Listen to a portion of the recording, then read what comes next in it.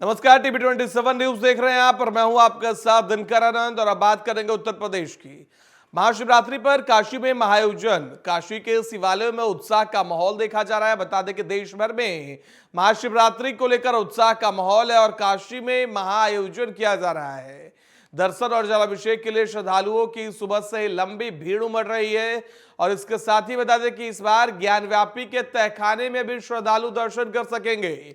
महाशिवरात्रि में महादेव के विवाह के महाआयोजन को लेकर लगातार श्रद्धालुओं में उत्साह देखा जा रहा है।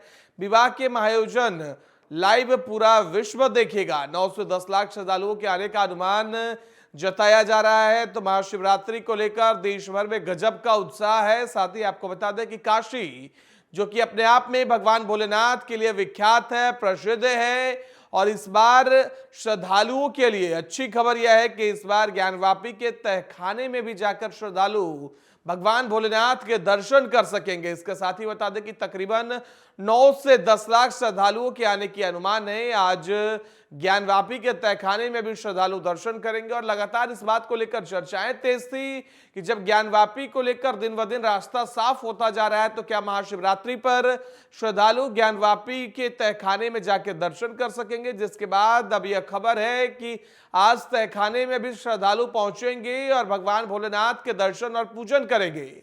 साथ ही आपको जानकारी दे देंगे कि काशी, जो कि भगवान भोलेनाथ का एक तरीके से घर कहा जाता है, वहां पर लोगों में गजब का उत्साह है। आज शिव बारात निकाली जाएगी, लोग भस्म लगाकर आपको सड़कों पर दिखेंगे और इसको लेकर प्रशासन ने भी पूरी तैयारियां की हैं। काशी के शिवालयों में आज सुबह से ही लगातार उत्साह का माहौल देखा जा रहा है। सैकड़ों लाखों की संख्या में श्रद्धालु सुबह से ही मंदिर की ओर कूच कर रहे हैं। भगवान की पूजा अर्चना के लिए, शिवालयों में दूध चढ़ाने के लिए सुबह से ही सड़कों पर दिख रहे हैं। वहीं आज उत्तर प्रदेश के मुख्यमंत्री योगी आदित्यनाथ गोरखपुर के दौरे पर रहेंगे। बता दें कि कंप्रेस्ड बायोगैस सीबीजी प्लांट का उद्घाटन आज मुख्यमंत्री योगी आदित्यनाथ करने वाले हैं। बता दें कि प्लांट का उद्घाटन आज सीएम योगी गोरखपुर में करेंगे और 222 करोड़ की परियोजनाओं का लोकार्पण और शिलान्यास आज मुख्यमंत्री योगी आदित्यनाथ करने वाले हैं।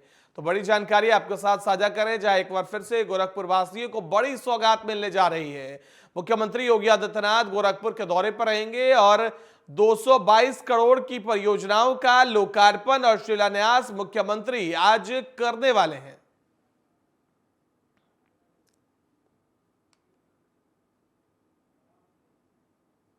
वहीं आगरा में बीजेपी एससी मोर्चा ने अनुसूचित जाति महासम्मेलन का आयोजन किया, जिसमें प्रदेश के मुख्यमंत्री योगी आदित्यनाथ और बीजेपी के राष्ट्रीय अध्यक्ष जेपी नड्डा शामिल हुए। सम्मेलन को संबोधित करते हुए सीएम योगी ने कहा कि डबल इंजन का सरकार विकास कार्य जमीन पर देखने को मिला। उन्होंने बताया कि बीजेपी सरकार में अनुसूचित जाति के विद्यार्थियों को छात्रवृत्ति दोगुनी की गई है।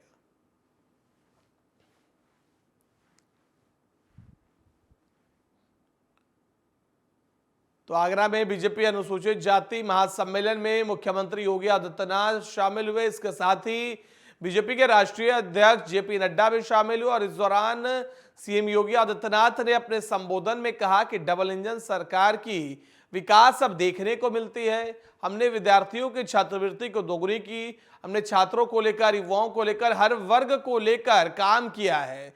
इसके साथ ही बता दें कि अनुसूचित जाति महासम्मेलन के जरिए बीजेपी 2024 में लोअर तबके के वोटर्स को अपने पाले में करना चाहती है। इसके लिए तमाम तरह की प्रक्रियाएं चल रही हैं। हर जगह पार्टी सम्मेलन आयोजित कर रही है, कभी यादव महाकुंभ, कभी बीजेपी अनुसूचित महासम्मेलन, जिसमें बीजेपी के राष्ट्रीय अध्यक्ष भी शामिल हुए। वहीं बढ़ते अगली खबर की ओर, लोकसभा चुनाव पर समाजवादी पार्टी के अध्यक्ष अखिलेश यादव का बयान सामने आया। उन्होंने कहा कि प्रत्याशी बहुत जल्द घोषित हो जाएंगे। इसके साथ ही बीजेपी पर निशाना साधते हुए उन्होंने कहा कि चुनाव की तारीख आते आते जनता बीजेपी को हराने के लिए तैयार मिलेगी। हम चुनाव लड़ेंगे भी, लड़ाएंगे भी। वहीं बसपा के साथ गठबंधन के सवाल पर उन्होंने कहा कि गठबंधन बहुत हो चुके, अब मैदान में लड़ाई लड़ने जा रहे हैं।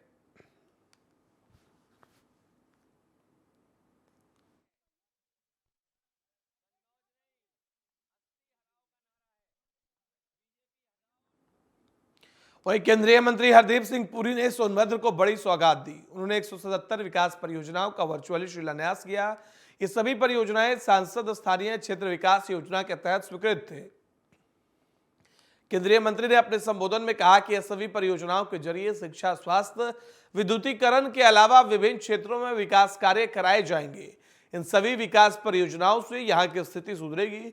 इसके साथ ही हरदीप सिंह पुरी ने जिलाधिकारी चंद्रविजय सिंह और मुख्य विकास अधिकारी सौरभ गंगवार के कामों की भी सराहना की है।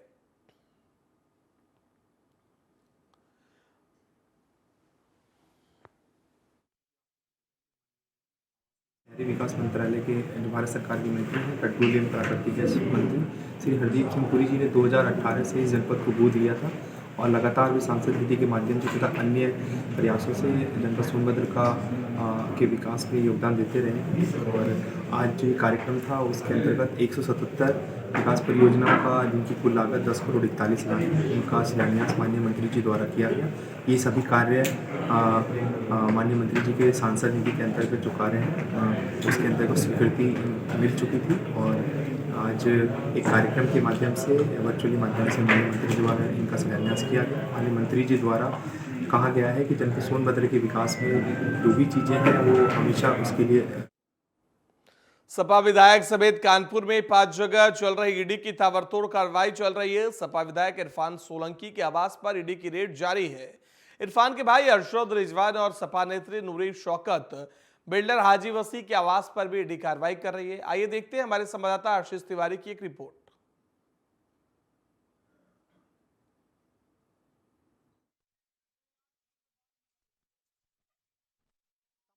पार्टी के विधायक इरफान सोलंकी के यहाँ ईडी की रेड चल रही है। पिछले 10 घंटे से लगातार ईडी की रेड चल रही है। ये जो आवास है इरफान सोलंकी का, अभी जो ईडी की जो कार्रवाई है वो लगातार पिछला 10 घंटा हो गया है, ईडी की कार्रवाई लगातार चल रही है। साथ ही साथ जो उनके भाई हैं अरशद सोलंकी, रिजवान सोलंकी, उनके आवास पर भी ईडी ने रेड मारा है। एक साथ 5 स्थानों पे ईडी ने रेड मारी है। साथ ही साथ उनके करीबी जो मानी जाती हैं नूरी शौकत, सपा नेत्री हैं, उनके यहाँ ईडी की रेड पड़ी है। साथ ही साथ बिल्डर हाजी वसी के यहाँ ईडी ने रेड मारी है। पश्चिमी उत्तर प्रदेश के जनपद मुजफ्फरनगर में आगामी लोकसभा चुनाव को देखते हुए सत्ताधारी पार्टी यानी कि बीजेपी सहित अन्य पार्टियों के प्रत्याशी मैदान में उतर चुके हैं। बीजेपी के प्रत्याशी डॉक्टर संजीव बालियान सिसौली में भारतीय किसान यूनियन के राष्ट्रीय अध्यक्ष चौधरी नरेश टिकैत के आवास पर पहुंचे और उनका आशीर्वाद लिया। साथ ही अयोध्या में स्थापित राम मंदिर की तस्वीर उन्हें भेंट की। टिकैत ने भी बालियान को मिठाई खिलाकर उनका स्वागत किया।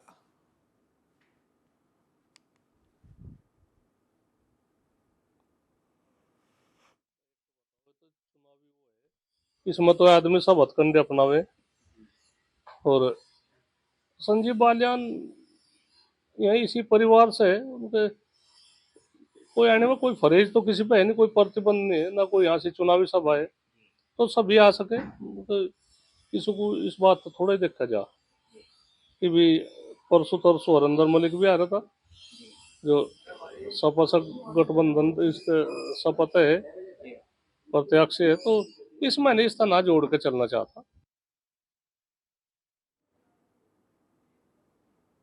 नोएडा से न्यूयॉर्क तक साइबर ठगी का जाल फैला हुआ है। कंप्यूटर में वायरस डालकर उसे ठीक करने का झांसा देकर ठगी करने के लिए पूरा गिरोह सक्रिय है। नोएडा के सेक्टर 108 में चल रहे एक फर्जी कॉल सेंटर का सेक्टर 39 की पुलिस और साइबर सेल ने भंडाफोड़ किया है। इस मामले में पुलिस ने 14 आरोपियों को गिरफ्तार किया। इस मुद्दे पर हमारे सहयोगी सुमन चौधरी ने गौतम बुद्ध के डीसीपी क्राइम शक्ति मोहन अवस्थी से खास बातचीत की। सुनिए।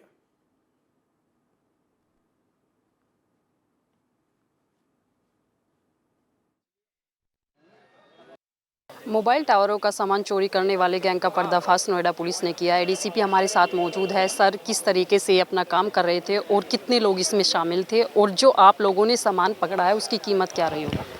इसमें थाना 39 और सीआरटी की टीम द्वारा एक संयुक्त कार्य हुआ है, जिसमें आरआरयू जो कि मोबाइल टावरों पे लगे होते हैं उनकी चोरी करने वाली गैंग का खुलासा हुआ है। इनमें 6 लोगों की गिरफ्तारी हुई और एक अन्य अभियुक्त को वांछित किया गया है। जल्द ही उसकी गिरफ्तारी भी सुनिश्चित करी जाएगी। इनके पास से 8 आरआरयू बरामद हुए हैं, जिनकी कीमत करीब 50 से 60 लाख रुपए के बीच है।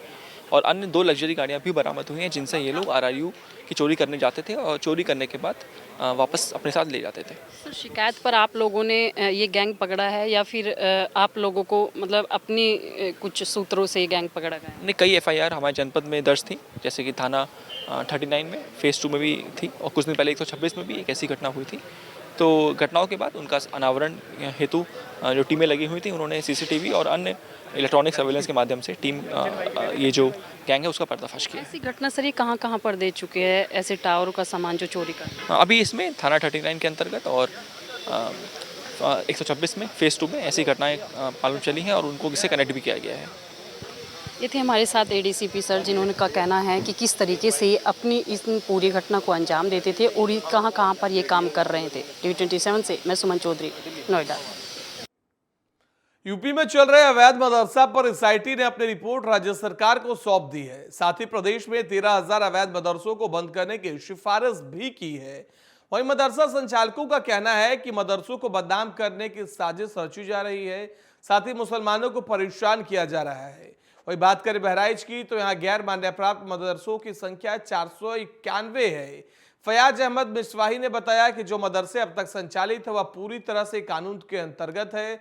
राइट टू एजुकेशन के तहत उनको यह हक है कि जिस तरीके से चाहे वो बच्चों को तालीम दे, और मदरसे जितने भी हैं वह डोनेशन से चलते हैं। उसका पूरा हिसाब मदरसों के पास होता है। कहां से पैसा आया और कहां खर्च हुआ, इसका पूरा हिसाब मदरसों के पास होता है।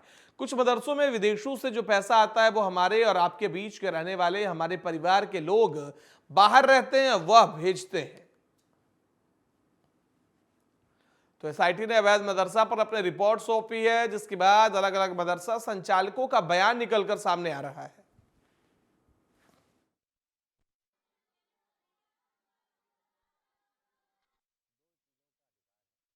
मदरसे चलाने का भी अधिकार कॉन्स्टिट्यूशन से मिला हुआ है। उसके अलावा मदरसा चलाने से पहले चिट फंड में एक सोसाइटी का रजिस्ट्रेशन होता है जो सारे मदरसों के पास सोसाइटी का है, तभी वो नाम सर्वे में आया है कि इतने मदरसे हैं। उस सोसाइटी का नाम ऑलरेडी SIT की जांच में पहुंचा हुआ। और दूसरी बात यह है, मदरसों को मान्यता 2017 से जब मिल ही नहीं रहा है 16 से, और इतने मदरसे वहाँ मान्यता के लिए अप्लाई कर चुके हैं। 2 साल से ज़्यादा अर्सा गुजर गया है और मदरसा बोर्ड अब बन गया है, इससे पहले नहीं था। मदरसा बोर्ड के चेयरमैन साहब भी हैं, इफ्तिखार जावेद साहब, उन्होंने सर्वे कराया 2 बार और मान्यता दिलाए जाने की यकीन भी दिलाया, लेकिन अब तक किसी मदरसे को मान्यता नहीं मिली। ये बहरहाल मदरसे तालीम व तअल्लुम का काम चाहे जिस सूरत में हो, बहरहाल वो तो काबिल तारीफ़ है। ये और बात है कि गवर्नमेंट ने अपना एक मियार मुकर्रर रखा है, एक मानक मुकर्रर कर रखा है। अब उस मानक और मियार पर नहीं उतर रहे हैं, इसलिए उसे अवैध मान रहे हैं। बहुत मुमकिन है कि ऐसा भी हो सकता है कि भाई पोर्टल के टाइम पे जो है वो पोर्टल लॉक हो गया हो और वो लोग रजिस्ट्रेशन और ये सारी जो प्रक्रियाएं होती हैं न कर पाए हों, ये भी मुमकिन है। मदरसों में फंडिंग होती है, विदेश का पैसा मदरसों में आता है। नहीं, ये सरासर गलत है। ऐसा कुछ भी नहीं है। आप खुद मदरसे बहराइच के मदरसों को जायज़ा ले लीजिए। हमारे नॉलेज में कई नहीं, जबकि पूरे मतलब ज़िले के मदरसे हमारी निगाहों में हैं।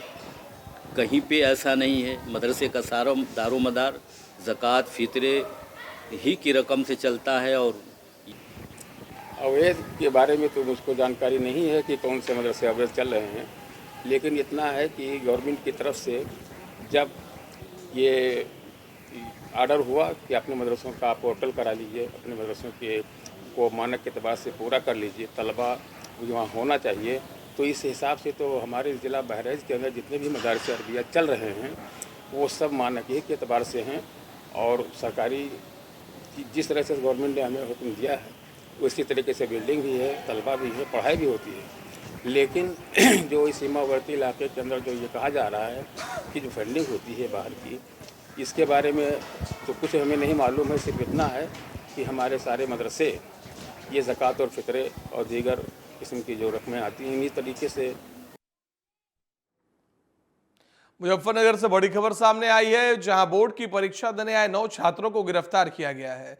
दरअसल चेकिंग के दौरान इन छात्रों के पास से अध्यापकों ने अवैध हथियार बरामद किए। बताया जा रहा है कि छात्रों के दो गुटों के बीच लड़ाई होने वाली थी और इसलिए ही ये सभी छात्र अपने साथ हथियार लेकर आए थे। बता दें कि बोर्ड परीक्षा का आखिरी पेपर हुआ। यह पूरा मामला थाना खतौली कोतवाली के जैन इंटर कॉलेज का बताया जा रहा है। तो बोर्ड परीक्षा देने आए 9 छात्रों को पुलिस ने गिरफ्तार किया है। बता दें कि इन सभी छात्रों के पास से अवैध हथियार पुलिस ने बरामद किया। चेकिंग के दौरान इन्हें अवैध हथियार मिला और जब से इन्हें गिरफ्तार किया गया है, जब पुलिस ने कड़ी से पूछताछ की तो पता चला है कि 2 गुटों के बीच लड़ाई होने वाली थी, जिसको लेकर ये पहले से ही तैयार थे और यह परीक्षा सेंटर पर अवैध हथियार लेकर पहुंचे थे। और परीक्षा सेंटर हॉल में दाखिल करने से पहले जब चेकिंग की गई तो इन सभी के पास से अवैध हथियार बरामद किया गया।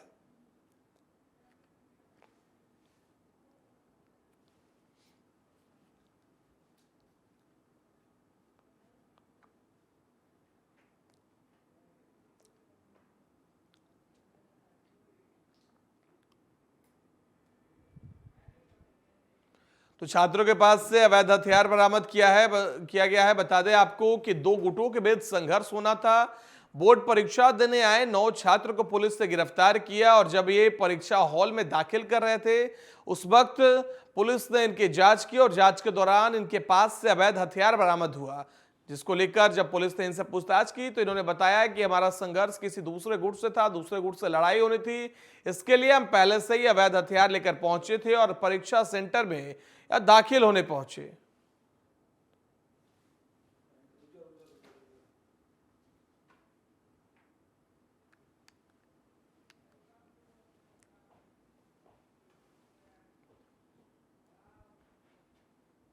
वही बुलेटिन में बात करेंगे आपने उत्तराखंड की। महाशिवरात्रि के लिए सज रहे उत्तराखंड के शिवालय। बता दें कि आज देश भर में महाशिवरात्रि को लेकर धूम मची हुई है। हर जगह सुबह से ही भक्तों का तांता लगा हुआ दिख रहा है। मंदिर के बाहर सुबह से ही भक्त हजारों और लाखों की संख्या में जुटे हुए हैं। 72 साल बाद अद्भुत संयोग बन रहा है। शिवालयों में गजब का उत्साह देखा जा रहा है। दर्शन और जलाभिषेक के लिए सुबह से ही श्रद्धालु मंदिरों में के बाहर खड़े हैं। देवभूमि पर शिव भक्तों का हुजूम है। आपको बता दें कि महाशिवरात्रि में महादेव के विवाह का महाआयोजन होता है। इसको लेकर पुलिस प्रशासन ने भी पूरी तैयारियां कर ली है।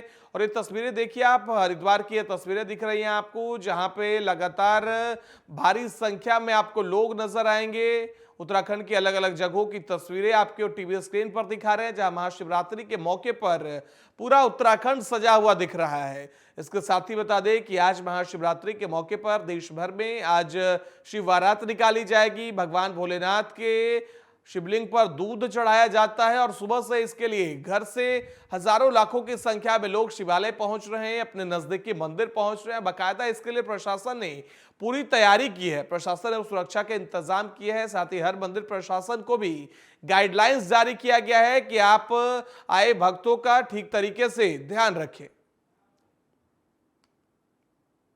वही नारी शक्ति महोत्सव 2024 को संबोधित करते हुए उत्तराखंड के मुख्यमंत्री पुष्कर सिंह धामी ने कहा कि यदि हमारी महिलाएं अपने हाथों में लेखनी ले लें तो वे वेद लिखने का भी काम कर सकती हैं और यदि तलवार ले लें तो वे धरा के मानचित्र को बदलने का भी साहस रखती हैं। आज कोई ऐसा क्षेत्र नहीं जहां हमारी मातृ शक्ति पुरुषों से कम ना हो। हर जगह हमारी महिलाओं ने अपने आप को साबित किया है। सुदूर क्षेत्रों में भी महिलाओं ने कुटीर उद्योग और ग्रामीण अर्थव्यवस्था के माध्यम से खुद के साथ साथ अन्य लोगों को भी रोजगार देने का काम किया है।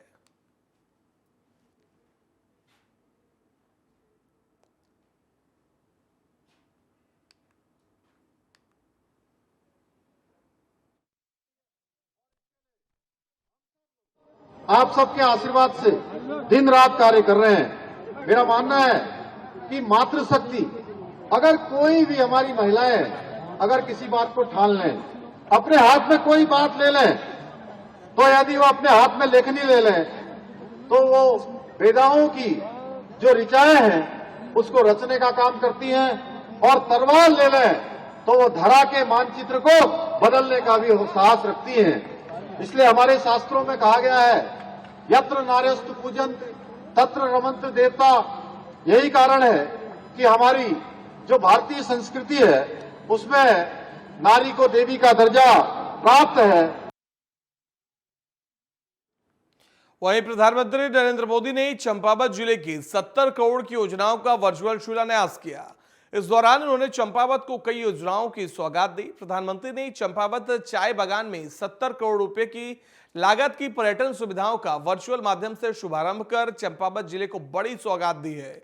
केंद्र सरकार के स्वदेश दर्शन 2.0 अभियान के तहत चाय बागान में पर्यटन सुविधाओं का विकास किया जाएगा, जिससे चंपावत जिले को मॉडल जिले के रूप में विकसित किया जाएगा।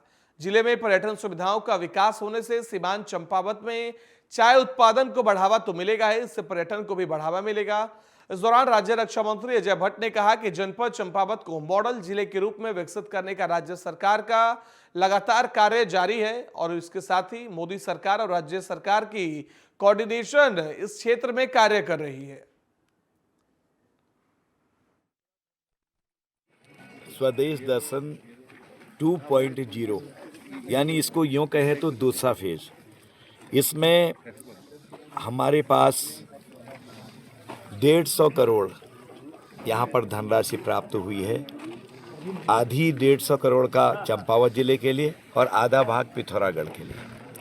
ये बहुत बड़ी हमारी उपलब्धि है। माननीय मुख्यमंत्री जी ने जो प्रपोजल यहाँ से दिया था 100% उसको केंद्र सरकार ने, पर्यटन विभाग ने स्वीकृति दी है। इससे कायाकल्प हो जाएगा चंपावत में भी और पिथौरागढ़ में भी। वहाँ तो गुंजी तक, आगे तक, आदि कैलाश तक की योजना बनेंगी, मुझे ऐसी उम्मीद है। वहीं प्रशासन ने लोकसभा चुनाव की तैयारियां शुरू कर दी है। राज्य चुनाव आयोग को बड़ी कोशिश है कि हर हाल में मतदान प्रतिशत को बढ़ाना चाहिए। बता दें कि साल 2019 के लोकसभा चुनाव में 50% से भी कम मतदान हुआ था। आंकड़ों के अनुसार लोकसभा चुनाव में सिर्फ हरनौत विधानसभा क्षेत्र में ही 50% से अधिक वोटिंग हो पाई थी। पिछली बार की वोटिंग को देखते हुए इस साल 2024 के लोकसभा चुनाव में मतदान का आंकड़ा कम से कम 62% तक पहुंचाने का लक्ष्य रखा गया है। तो आगामी लोकसभा चुनाव को लेकर निर्वाचन आयोग ने निर्देश जारी किया है और इस बार हर हाल में वोटिंग प्रतिशत को बढ़ाने का लक्ष्य रखा गया है।